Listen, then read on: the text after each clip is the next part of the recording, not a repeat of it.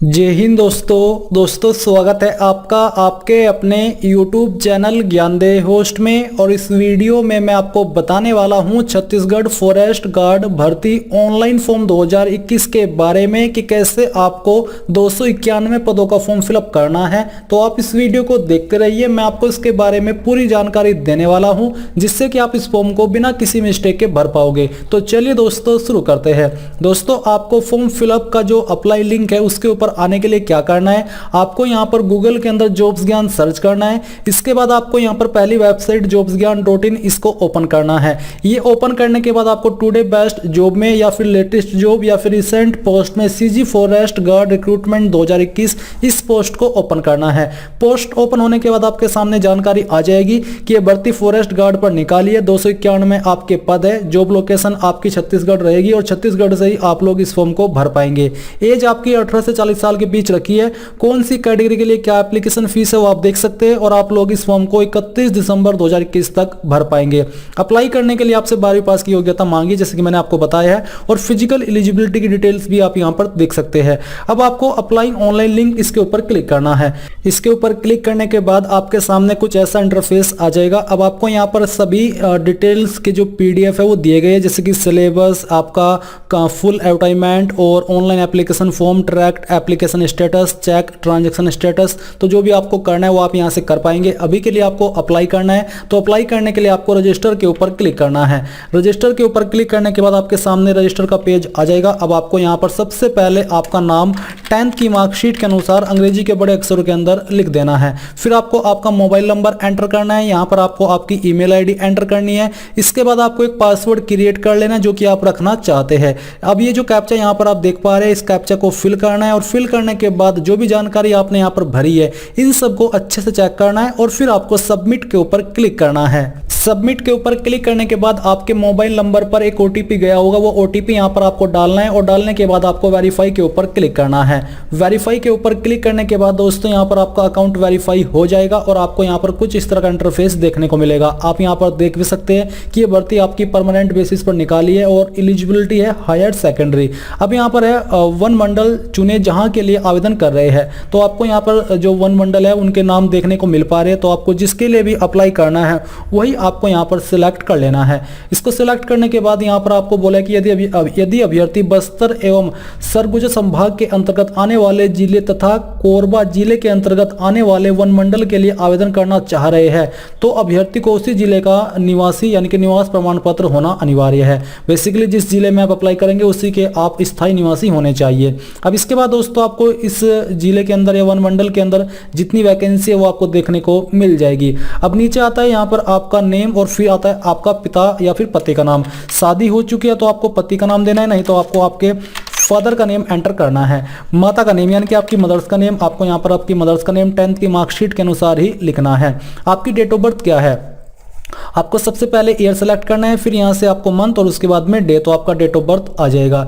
10वीं की अंक सूची संलग्न करें यानी कि आपको 10th की मार्कशीट यहां पर अपलोड करनी है। तो आपको चूज फाइल के ऊपर क्लिक करना है और जहां पर भी आपका फोटो है वो आपको सिलेक्ट करना है यानी कि आपकी जहां पर मार्कशीट है। तो चलिए हम यहां पर इसको सिलेक्ट करते हैं और ओपन कर लेते हैं। ओपन करने के बाद आपकी फाइल यहां पर इस तरह से अपलोड हो जाएगी। आप व्यू फाइल के ऊपर क्लिक करके इसको व्यू भी कर सकते हैं कि सही फाइल अपलोड हुई है या फिर नहीं हुई है। जाति वर्ग आपकी कास्ट कैटेगरी कौन सी है वो आपको यहां पर सिलेक्ट कर लेना है। इसके बाद दोस्तों यहां पर आपको नीचे देखने को मिलेगा स्थायी पता यानी कि आपका परमानेंट एड्रेस। तो जो भी आपका परमानेंट एड्रेस है वो यहां पर आपको एंटर कर देना है। मैं यहां पर रैंडम एड्रेस ऐसे ही आपको फिल करके दिखा रहा हूं। स्टेट आपको यहां पर छत्तीसगढ़ सेलेक्ट करनी है और इसके बाद आपको यहां पर आपकी जो डिस्ट्रिक्ट है वो सिलेक्ट कर लेनी है। पिन कोड आपका क्या हो यहां पर आपको एंटर कर देना है। इसके बाद है क्या आपका स्थायी पता एवं डाक व्यवहार यानी कि प्रेजेंट एड्रेस सेम है, अगर है तो आपको यहां पर यस करना है, अगर अलग है तो नो कर दीजिए और नीचे अलग से भर दीजिएगा। इसके बाद दोस्तों आपसे पूछे कि क्या आप छत्तीसगढ़ के मूल स्थानीय निवासी है, यदि हां तो प्रमाण पत्र की छाया प्रति संलग्न करें यानी कि अगर हां तो आपको उसकी फोटोकॉपी जो आपका डोमिसाइल है वो अपलोड करना होगा। इसके बाद आपका निवास प्रमाण पत्र किस जिले का है तो आपको यहां पर वही डिस्ट्रिक्ट सिलेक्ट कर लेनी है।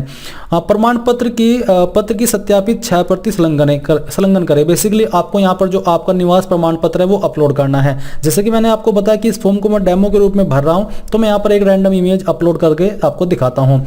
इसके बाद यहाँ पर आपको देखने को मिलेगा जेंडर, तो आपका जो भी जेंडर है मेल फीमेल वो आपको सिलेक्ट करना है। यदि आप विवाहित हो तो विवाह की स्थिति, अगर आप विवाहित है तो आपको यहाँ पर उसकी स्थिति सिलेक्ट करनी है। अगर आप सिंगल है तो अविवाहित सिलेक्ट कर लीजिएगा। क्या आप भूतपूर्व सैनिक है, अगर है तो यस कीजिए, नहीं तो आपको नो करना है। देन यहाँ पर दोस्तों आपसे पूछे शैक्षणिक की योग्यता का विवरण, तो परीक्षा का नाम आपको यहाँ पर 12th सिलेक्ट करना है क्योंकि ये कंपलसरी है। अब आता है बोर्ड, आपने किस बोर्ड के द्वारा की है उस बोर्ड का नाम आपको यहाँ पर लिखना है। कौन से ईयर के अंदर आपने आपकी 12th पास कर ली थी वो आपको सिलेक्ट कर लेना है। कुल प्राप्त अंक, आपको कितने नंबर यहाँ पर आए थे वो आपको यहाँ पर लिखने हैं। तो चलिए हम यहाँ पर इसको लिख देते हैं। प्राप्त अंकों का कुल प्रतिशत, यहाँ पर दोस्तों आपको जो परसेंटेज थी आपकी 12th की वो एंटर कर देनी है। तो चलिए हम यहाँ पर इसको एंटर कर देते हैं। ये एंटर करने के बाद आपको यहाँ पर श्रेणी सिलेक्ट करनी है, प्रथम, सेकंड या फिर थर्ड। तो हम यहाँ से फर्स्ट सिलेक्ट कर लेते हैं। मैं आपको एक बार फिर से बता दूं, कुल प्राप्तांक यानी कि आपको कितने नंबर मिले थे वो आपको लिखना है।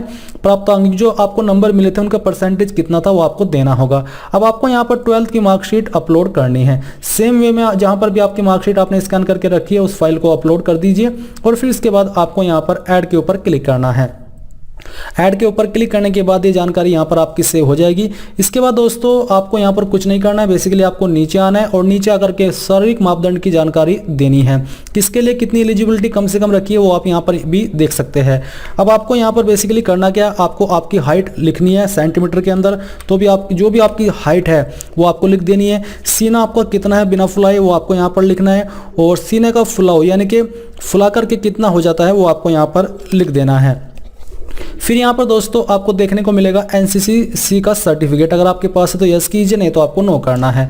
क्या आपके पास राष्ट्रीय स्तर पर खेल कूद का के प्रवीणता का प्रमाण पत्र है, अगर स्पोर्ट्स सर्टिफिकेट है तो यस कीजिए, नहीं तो आपको नो करना है। फिर आपसे सवाल पूछे कि ओलंपिक एवं एशियाई खेलों की सूची में शामिल खेलों की अखिल भारतीय स्तर की प्रतियोगिताएं जिनका सीधा संचालन उस खेल के अखिल भारतीय संघ के द्वारा किया जाता है का प्रमाण पत्र है तो यस कीजिए, नहीं तो आपको नो करना है। फिर आपको नीचे आना है और यहाँ पर आपसे बोला कि वर्तमान तथा पूर्व शासकीय सेवा का विवरण, अगर आपके पास कोई एक्सपीरियंस है तो यस कर दीजिए, नहीं तो आपको नो करना है। नो करने के बाद आपको नीचे देखने को मिलेगा यदि अभ्यर्थी के विरुद्ध दंडिक प्रकरण किसी पुलिस थाना, बेसिकली कि आपके ऊपर कोई केस है या था तो आपको यहाँ पर यस करना है, नहीं तो नो कर देना है। नो करने के बाद आता है एप्लीकेंट फोटो एंड सिग्नेचर, जो आपका फोटो है इसका फॉर्मेट जेपीजी, जेपीईजी, पीएनजी और जो आपका हाइट है वो 220 पिक्सल इंटू 300 पिक्सल के बीच में रहना चाहिए। 300 के से कम साइज ही आपका हो, यानी कि इससे ज़्यादा नहीं होना चाहिए। सिग्नेचर का जो डिटेल्स है वो भी यहाँ पर आपको दिया गया है। तो आपको चूज फाइल के ऊपर क्लिक करना है और जहां पर आपका फोटो है वो सिलेक्ट कीजिए और यहां से ओपन कर लीजिए। इसके बाद आपका फोटो यहां पर आपको देखने को मिल जाएगा। सेम वे में यहाँ पर आपको आपका सिग्नेचर अपलोड करना है, तो आपको चूज फाइल के ऊपर क्लिक करना है और जहां पर भी आपका सिग्नेचर है उस सिग्नेचर की फाइल आपको सिलेक्ट करके यहाँ से ओपन कर लेनी है, तो आपका सिग्नेचर यहाँ पर आ जाएगा। देन आपको यहाँ पर नीचे इसके ऊपर टिक करना है और टिक करने के बाद आपको पहले इस जानकारी को सेव एज ड्राफ्ट, यानी कि अगर कोई एरर आ जाए तो इस जानकारी आपको फिर से भरनी ना पड़े, पहले इसको सेव एज ड्राफ्ट कर लीजिए। देन आपको सेव एंड कंटिन्यू के ऊपर क्लिक करना है। अब यहाँ पर दोस्तों आपके सामने आपके फॉर्म का प्रीव्यू आ जाएगा। आपने जितनी भी जानकारी भरी है आप उनको यहाँ पर चेक कर सकते हैं। अगर आपको लगता है कि कहीं पर कोई जानकारी गलत है तो आप एडिट के ऊपर क्लिक करके इसको एडिट कर लीजिए और आप यहाँ से भी इसको प्रिंट कर सकते हैं। तो यहाँ पर जानकारी को चेक करके आपको नीचे आना है और फिर श्योर होकर के आपको कंटिन्यू टू पेमेंट के ऊपर क्लिक करना है। अब इसके बाद आपके सामने ऐसा इंटरफेस आएगा, आपको फीस का अमाउंट देखने को मिलेगा। अब आपको पे नाउ के ऊपर क्लिक करना है।